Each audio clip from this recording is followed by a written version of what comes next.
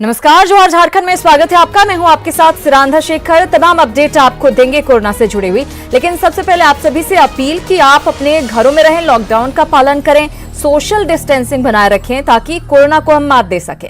चलिए अब आपको बताते हैं क्या कुछ अपडेट सामने आ रहा है। 156 तक अब झारखंड में कोरोना का केस पहुंच चुका है।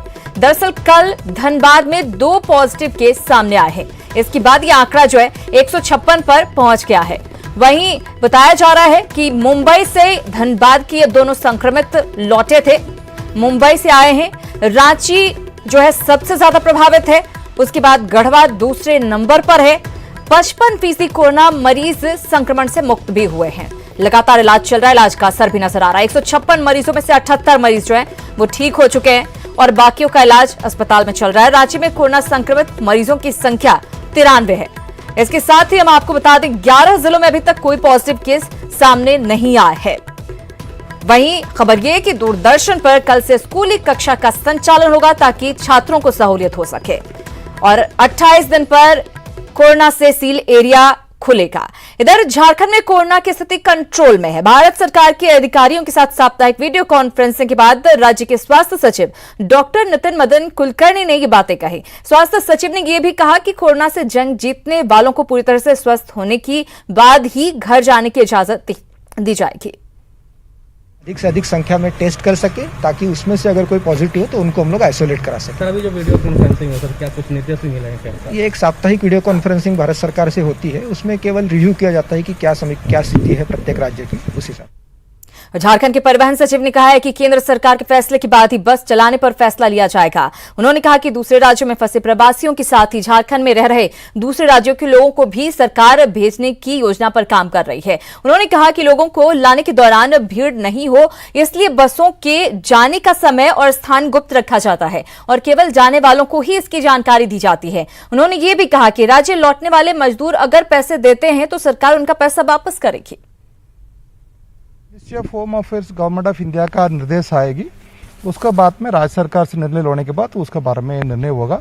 अभी उसके बारे में अभी कुछ नहीं पता सकता। सरकार का निर्णय यही है, बस से हम लोग मूवमेंट करवा रहे हैं, ट्रेन में मूवमेंट करवा रहे हैं, इसलिए हम लोग यहाँ से बाहर जाने के समय में स्टेट जाने से यहाँ से उसी स्टेट का लेबर का हम लोग ले जाता है, फिर वहाँ जाके झारखंड का कितना स्टैंडर्ड परसेंट उनका लिया जाता है, उसी तरफ से ट्रेन का भी मूवमेंट हो रहा है। म्यूचुअल चलेगा आपका? म्यूचुअल हम लोग अभी कितना जा रहा है, हम लोग को जितना संभव हम लोग ले जा रहे हैं। अभी वो अलग अलग जहाँ पर खोलती है, हम लोग खोलने वाला जहाँ का थोड़ा सा सीक्रेट रहता है, कारण वहाँ पर भीड़ ज्यादा नहीं लगे, उसी के लिए हम लोग करता है। कौन सा बात में रजिस्टर कर दिया उनका, हम लोग फोन से बात करके उनका ले जाता है उसको, इसलिए कहाँ से डिस्पैच हो रहा है हम लोग उसका थोड़ा सा सीक्रेटली रखता है। अलग अलग स्टेट में अलग अलग नीति रखा है। हम लोग का राज्य सरकार का नीति बहुत ही क्लियर है, किसी मजदूर से पैसा नहीं लेंगे। कुछ स्टेट में ऐसा पैसा ले लिया मतलब उसका वापस कैसा करना वो भी हम लोग का अभी विचार में है, वो भी हम लोग करेंगे। तो झारखंड में एक तरफ दूसरे प्रदेश में फंसे लोगों के आने का सिलसिला जारी है, तो वहीं दूसरी तरफ दूसरे प्रदेश के लोगों को भी भेजने का इंतजाम किया जा रहा है। इसी सिलसिले में आज पश्चिम बंगाल के लोगों को बसों के जरिए उनके गृह प्रदेश भेजा जा रहा है। इस दौरान लोगों के खाने पीने की भी व्यवस्था जिला प्रशासन की तरफ से की गई है। इसका जायजा लिया न्यूज 18 संवाददाता ओम प्रकाश ने। राजधानी में एक तरफ जहां बाहर से दूसरे प्रदेशों से फंसे लोगों को लाने का सिलसिला जारी है, वहीं दूसरी तरफ यहां से भी लोगों को बाहर भेजने के लिए सरकार लगातार कदम उठा रही है। इस वक्त हम आपको दिखाना चाह रहे हैं, ये जितने भी लोग हैं सभी के सभी बंगाल जाने के लिए यहाँ पर पहुंचे हैं और जिन्हें आज शाम यहाँ से बसों के माध्यम से बंगाल भेजा जाएगा, पश्चिम बंगाल। और ये लोग यहाँ राजधानी रांची में या फिर झारखंड के दूसरे हिस्सों में फंसे हुए थे, जहां से इन्हें लाया गया है और फिलहाल सबों को यहां से भेजने के लिए व्यवस्था की गई है। लोगों को अभी खाना भी दिया जा रहा है। किस तरह से आप लोग कहाँ थे? हम लोग पिस्का नागरी में थे सर, पिस्का नागरी में, रांची के पिस्का नागरी में था। वहाँ था दिनों से आप लोग यहाँ हाई लॉकडाउन से पहले से 1-2 महीना पहले से भी है। हमको जाना है मुर्शिदाबाद जाना है। तो मुर्शिदाबाद जाने के लिए ये लोग यहाँ पर पहुँचे हैं, वही और भी लोग हैं। आप यहाँ क्या करते थे? हम यहाँ का लेबर कॉन्ट्रैक्टर है सर। हम यहाँ 2.5 महीने से फसल हूँ सर। बहुत दिक्कत है सर। हम लोग जहाँ काम कर रहे हैं वो कंपनी भी हम लोग को पैसा वैसा नहीं दे रहा है सर। खाने पीने का बहुत दिक्कत हो रहा है सर, रहने का। तो ये आप लोगों को कैसे पता चला यहाँ से बस? ये हम लोग को ऑनलाइन हम लोग ये किए थे, जो झारखंड सरकार का जो एक तो ऐप्स था उसमें ये किए थे, अप्लाई किए थे। साफ तौर से लोगों में काफ़ी उत्साह है और लोग यहाँ पर पहुँचे हैं क्योंकि इन्हें भी अपने गृह जिले जाना है और इस तरह की व्यवस्थाएं हैं। देख सकते हैं खाना जो है वो दिया जा रहा है, हालांकि लोगों को बार बार समझाया जा रहा है कि लेकिन सोशल डिस्टेंसिंग को लेकर ये लोग उतने अवेयर नहीं है जितना कि होना चाहिए था। आप लोगों की तरफ से भी काफ़ी समझाया गया, बावजूद जी प्रशासन तरफ से भी काफ़ी समझाया जा रहा है लेकिन नहीं सुन रहे हैं। बहरहाल लोगों को समझना होगा क्योंकि सोशल डिस्टेंसिंग कोरोना वायरस को लेकर बहुत ज़रूरी है। वो कहीं ना कहीं यहाँ पर थोड़ी सी अव्यवस्था नज़र आ रही है, उसे लेकर प्रशासन के द्वारा हालांकि उन्हें समझाया जा रहा है और देखना होगा कि कब लोग इस बात को कितनी देर में समझते हैं। बहरहाल इनमें खुशी है कि ये यहाँ से अपने गृह जिले को जा रहे हैं। कैमरामैन शहनवाज के साथ ओम प्रकाश, न्यूज़ 18 रांची। और लॉकडाउन में प्रवासी मजदूर कष्ट सहकर भी अपने गांव लौट रहे हैं। आज 2 बसों में 60 से ज्यादा मजदूर महाराष्ट्र के जलगांव भुसावल से रांची पहुंचे। महाराष्ट्र सरकार की ओर से जारी पास से रांची तक का सफर करने के लिए इन मजदूरों को 4,500 प्रति यात्री तक किराया देना पड़ा। हालांकि गोड्डा जाने से पहले उन्हें रांची में प्रशासन ने रोक दिया। हरमू बाईपास में सड़क किनारे बैठे मजदूरों का हाल जाना रांची संवाददाता उपेंद्र कुमार ने। कोरोना बंदी ने मजदूरों की समस्या बढ़ा दी है, खास करके वैसे मजदूर जो दूसरे राज्यों में हैं उनमें उनकी जो समस्या है वो आपको दिखाने की कोशिश करेंगे। ये हरमू बाईपास के पास हैं ये लोग। महाराष्ट्र के जलगांव में ये कंस्ट्रक्शन कंपनी में काम किया करते थे। वहां से ये लोग अपने घर वापसी के लिए रांची आए हैं। 2 बस की व्यवस्था इन्होंने की थी और जो जानकारी मिली है उसके अनुसार एक पैसेंजर से 4 से 4,500 रुपया का किराया इन्होंने दिया है, पे किया है। और उसके बाद यहाँ पे आए हुए छोटे छोटे बच्चे हैं। भैया कहाँ से आप आए हैं और समस्याएं क्या हुई, वहाँ क्या काम किया करते थे? जलगांव भुसावल से आ रहे हैं सर, काम सिविल कंस्ट्रक्शन में करते थे और वहाँ पे दिक्कत तो कुछ नहीं थी, लेकिन 1 महीना से हम लोग भी डर से, कोरोना के डर से काम नहीं करते थे। फिर भी अंदर में काम था तो 2-4 आदमी काम करता था, उसका वजह कंपनी खर्ची देती थी, उससे हम लोग खाना पीना खाते थे। तो जब जिसका नहीं निकल रहा है, जिसका निकल भी रहा है तो कुछ अपना ठेकेदार भी, कॉन्ट्रैक्टर भी दिया कुछ पैसा। तो कितना पैसा बस वाले को दिया आप लोग? बस में 4-4.5 लग गया है सर। 4,500 एक आदमी का? जी सर, किलोमीटर पे आया है सर बस वाले। खाना में तंग कर रहे हैं। अच्छा, और रास्ते में खाने पीने का भी दिक्कत हो रहा होगा? हाँ, दिक्कत हो रहा था। महाराष्ट्र से रांची तक का सफर कितना कष्टकर हुआ होगा तब, जबकि तमाम जो होटल्स हैं, ढाबा हैं एनएच के, वो बंद रहते होंगे। किस तरह से इनको समस्याएं होती होगी। लंबी कतार है, अपने कैमरा पर्सन संत से कहेंगे कि दिखलाएं कि लंबी कतार यहाँ पे है। 2 बसों में आए हैं, लगभग 60 की संख्या है इनकी। महाराष्ट्र सरकार ने बाज़ाब्ता पास बनाया था इनका, सबका नाम उसमें है, लेकिन ये अभी अब गोड्डा नहीं पहुंच सके हैं, अपने घर गृह जिले नहीं पहुंच सके हैं, रांची में ही फंस गए हैं चूंकि बस वालों ने उन्हें यहीं उतार दिया है। अब जिला प्रशासन की जो टीम है और पुलिस की टीम है अब इनसे बात कर रही है ताकि इनको यहीं पर या फिर इनके जिले भेज करके इनको वहीं क्वारंटाइन किया जाए। कैमरामैन संत के साथ उपेंद्र, न्यूज़ 18 रांची। इधर बेंगलुरु से चलकर स्पेशल ट्रेन से रांची के हटिया स्टेशन पहुंची। करीब 1200 लोगों को लेकर पहुंची इस ट्रेन की यात्रियों की सुविधा के मद्देनजर सिविल डिफेंस भी पूरी तरह मुस्तैद नजर आया। सभी यात्रियों को उनके गृह जिले तक पहुंचाने को लेकर बसों की भी व्यवस्था की गई थी। इसके साथ ही लोगों को खाने के पैकेट्स और पानी के बॉटल्स के साथ गुलाब का फूल भी दिया जा रहा है। हटिया स्टेशन का जायजा लिया रांची संवाददाता ओम प्रकाश ने। ट्रेनों से बाहरी प्रदेशों में फंसे लोगों का आना बदस्तूर जारी है। आज भी 2 ट्रेनें फिलहाल हटिया स्टेशन पर पहुंच चुकी हैं, जिसमें से एक वेल्लोर से मरीजों को लेकर ट्रेन पहुंची थी, तो वहीं अब दूसरी ट्रेन जो है वो बेंगलुरु से पहुंची है। तो देख सकते हैं कि लोगों के हाथ में जो खाद्य सामग्री है वो है, हाथों में गुलाब के फूल हैं, पानी के बॉटल हैं। कहाँ से आ रहे हैं आप लोग? बेंगलोर से आ रहे हैं सर। कैसा रहा सफ़र? हाँ सर, अच्छा रहा सर। किस तरह वहाँ दिक्कत हो रही थी खाने पीने की? थोड़ा कुछ दिक्कत हुआ है सर बीच बीच में, उधर कर्नाटक से आ रहा था तो कुछ दिक्कत नहीं था। यहाँ पर लोगों का आना जारी है। प्रदेश के हर जिले से लोग मौजूद हैं। वहीं सिविल डिफेंस के लोग जो हैं वो साफ तौर से नज़र आ रहे हैं कि लोगों की सेवा जो है वो काफ़ी अच्छे तरीके से कर रहे हैं। आप लोग भी काफ़ी सेवा भाव से काम कर रहे हैं? यस सर, हम लोग अच्छे सेवा से कर रहे हैं, जिसमें कि कोई पैसेंजर को दिक्कत ना हो आने यात्री को। जो सिविल डिफेंस के लोग हैं वो भी अपनी सेवा दे रहे हैं और जो तमाम यात्री हैं उन्हें किसी तरह की परेशानी न हो इसका भी पूरा ख्याल रखा जा रहा है। तमाम जिलों की बसें भी यहाँ पर मौजूद हैं जिससे कि लोगों को उनके गृह जिले तक पहुँचाया जाएगा। आपको बताना चाहेंगे कि रांची के जो लोग हैं उनकी मेडिकल जाँच रांची में होगी, जबकि अन्य जिलों के जो लोग हैं उनकी जाँच की व्यवस्था उनके ज़िले में की गई है। तो इस तरह की व्यवस्थाएँ जो हैं काफ़ी पुख्ता तैयारी जो है रांची जिला प्रशासन के द्वारा की गई है। स्टेशन पर भी सोशल डिस्टेंसिंग का अनुपालन बेहतर तरीके से किया जा रहा है, जो साफ तौर से दर्शाता है कि जिला प्रशासन की तैयारियां जो पूर्व में दिखी थी वो आज भी उसी तरह मौजूद हैं ताकि लोगों को कम से कम परेशानी का सामना करना पड़े। कैमरामैन शहनवाज के साथ ओम प्रकाश, न्यूज़ 18 रांची।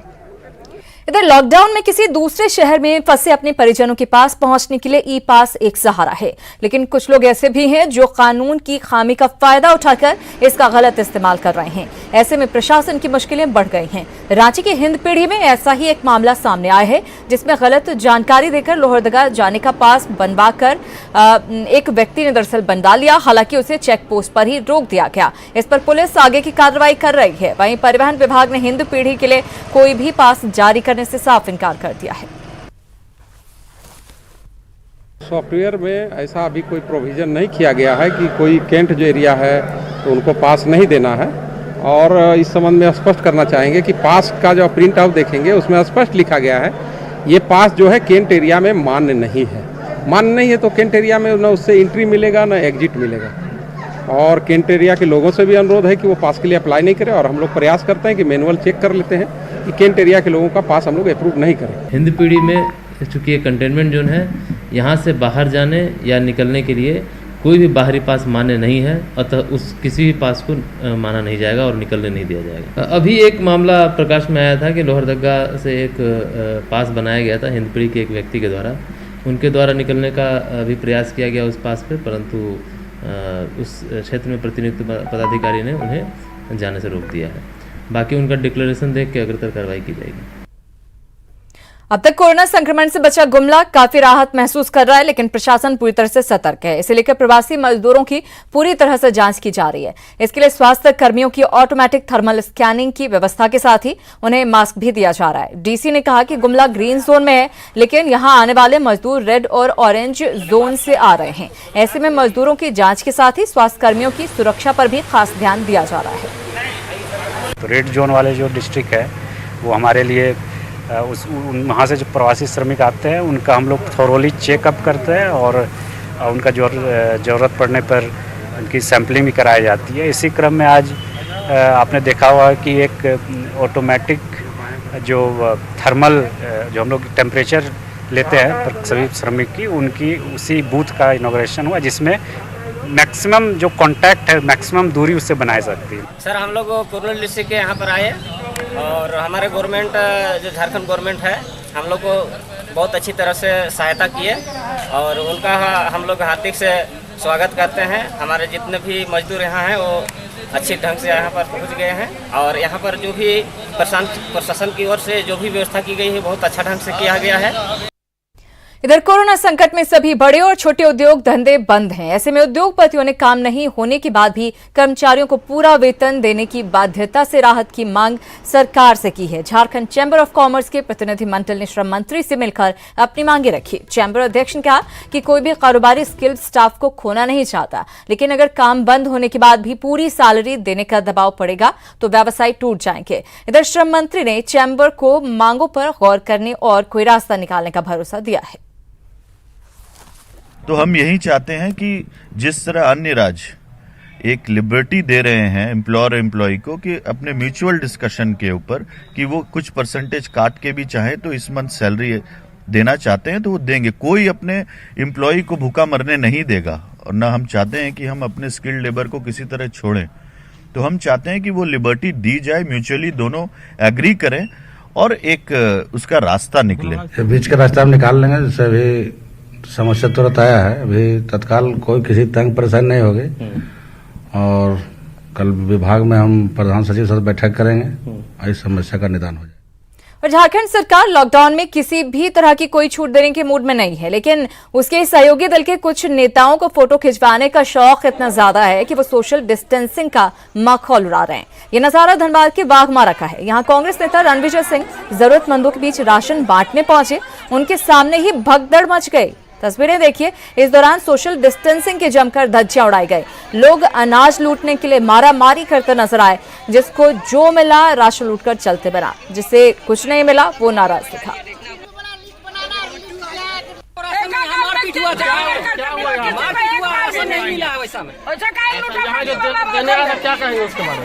देने क्या कहेंगे, मतलब नहीं देना चाहिए था, राशन नहीं देना चाहिए था। भगदड़ हो गया, यहाँ मारपीट हो गया, राशन ले गया, बुढ़ाप में गिर जाएंगे, मर जाएंगे, तब क्या होगा? रोजा का टाइम है, जो रोजा रख ले रहता है। सामान जो बांटे हैं तो क्या हुआ? नहीं चाहिए यार, काहे दिया? लूट लिया, जो नहीं दिया राशन नहीं। जिन्हें कार्ड के द्वारा, जिसके पास कार्ड नहीं है और उसे राशन नहीं मिल पा रहा है, उसको हमारे द्वारा, हमारे संगठन के लोगों के द्वारा कराया जा रहा है। और निश्चित तौर पर हर एक लोगों तक राशन पहुंच भी रहा है और हमारा प्रयास है कि कोई भी लोग भूखा नहीं रहे। और लॉकडाउन के बाद साहिबगंज में ठप पड़ी व्यवस्थाओं में अब धीरे धीरे राहत के दरवाजे खुलने लगे हैं। जिले में आवागमन और व्यापार का द्वार बनी गंगा के रास्ते व्यवसाय शुरू किया गया है। ठप पड़ी आर्थिक व्यवस्था में गंगा में मालवाहक के शुरू होने से न सिर्फ पत्थर व्यवसाय बल्कि सब्जियों के लिए किसानों को भी अब राहत की उम्मीद जगी है। अपर समाहर्ता ने बताया कि कोरोना बंदी में मालवाहक जहाजों में सिर्फ ट्रकों की ढुलाई होगी। वहीं जिला खनन पदाधिकारी ने बताया कि जहाजों के साथ सड़क मार्ग से भी पत्थरों की ढुलाई शुरू हो गई है। एलसीटी के लिए भी हम लोगों ने जो 2 मालवाहक है जहाज, उनको हम लोगों ने अनुमति दिया है केवल मालवाहक जहाजों के जो परिचालन के लिए, उसमें ट्रकों का परिवहन किया जाएगा। तो ऐसे मालवाहकों के लिए हम लोगों ने जो आदेश निर्गत किया, इसके अंतर्गत अनुमंडल पदाधिकारी इस पर जो है पर्याप्त नज़र रखेंगे ताकि इनमें केवल ट्रक का ही मूवमेंट हो, कोई पैसेंजर मूवमेंट नहीं हो। और इसके लिए वो समय समय पर वहाँ पर जाकर इसका निरीक्षण भी करेंगे। सरकार की गाइडलाइन है, इंटर स्टेट का चल रहा है। हमारे यहाँ रैक की भी लोडिंग हो रही है और ट्रकों से भी खनिज का प्रेषण सुचारू रूप से चल रहा है। इससे हम लोगों को अभी तक राजस्व भी 20 लाख रुपया आ गया है खनन कार्यारंभ करने से, और मजदूरों को भी रोजगार मिला। इधर मुख्यमंत्री हेमंत सोरेन कोरोना वायरस से निपटने के लिए लगातार कोशिश कर रहे हैं। जरूरतमंद लोगों को भोजन के साथ साथ किसी तरह की कोई समस्या ना हो, इसका पूरा ध्यान मुख्यमंत्री रख रहे हैं। और इसी के तहत मुख्यमंत्री हेमंत सोरेन ने अपने आवास पर एक जरूरतमंद को अपने हाथों से रिक्शा सौंपा। रिक्शा मिलने के बाद जरूरतमंद के चेहरे पर खुशी दिखाई थी।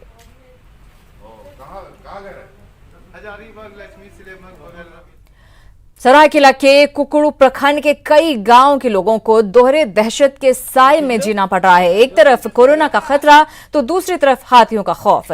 तिरुलडीह पंचायत के हेरेमुली गांव में झुंड से बिछड़े 2 हाथियों ने जमकर आतंक मचाया। इस दौरान 2 घरों को ध्वस्त कर दिया। वहीं घरों में सो रहे लोगों ने किसी तरह अपनी जान बचाई। घटना की सूचना मिलते ही जनप्रतिनिधि पीड़ितों के घर पहुंचे और वन विभाग के अधिकारियों से बात कर मुआवजा दिलाने का भरोसा दिलाया। और सरायकेला के दलमा वाइल्ड लाइफ सेंचुरी में माकुला कोचा चेक नाका में पालतू हथनी रंभावती बीमार होकर अचानक जमीन पर गिर पड़ी।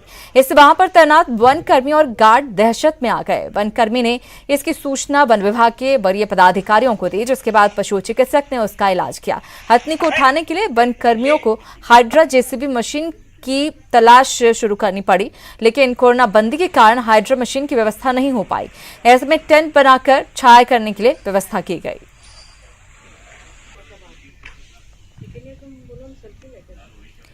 एक हफ्ते के भीतर 2 बाइसन की मौत के बाद बेतला नेशनल पार्क एक बार फिर सुर्खियों में है। वन विभाग ने पशु चिकित्सक से दोनों बाइसन का पोस्टमार्टम करवाकर उन्हें दफना दिया है। वहीं पूरे मामले की जांच के लिए घटनास्थल पर प्रधान मुख्य वन संरक्षक के साथ आला अधिकारी पहुंचे और जायजा लिया। जायजा लेने के बाद अधिकारियों ने चिकित्सकों के साथ बैठक की, जहां कई बिंदुओं पर चर्चा की गई। पशु चिकित्सकों ने वन विभाग को निर्देश दिया है कि एहतियात के तौर पर वो वन क्षेत्र के आसपास के गांव में जाकर लोगों को जागरूक करें कि जब तक पूरी जांच नहीं होती वो अपने जानवरों को वन क्षेत्र में न आने दें। रामगढ़ में NH 33 पर भीषण हादसा हुआ। यहां जमशेदपुर से 18 लोग 20 चक्का ट्रक में सवार होकर यूपी के मुजफ्फरनगर के लिए जा रहे थे।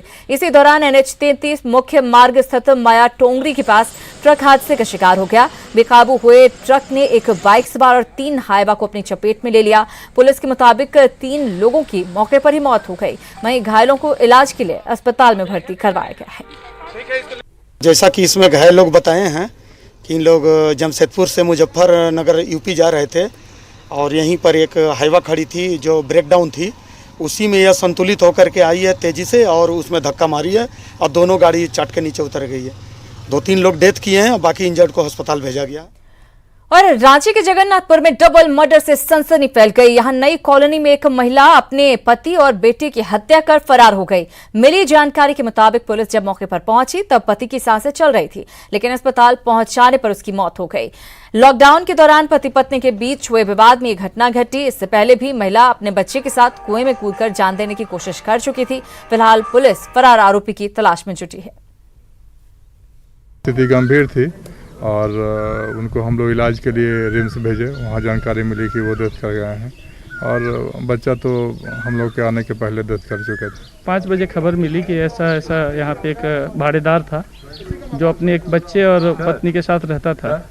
तो कुछ दिन पहले भी वो कोशिश की थी कुआं में कूदने का बच्चा को लेकर, तो यहाँ के लोगों ने उसको बचाया था।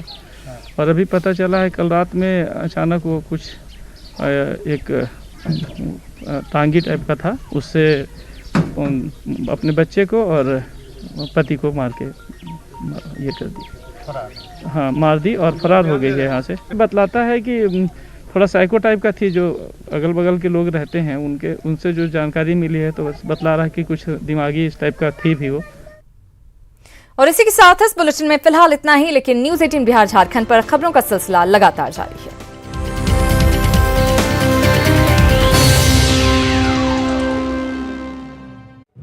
Network 18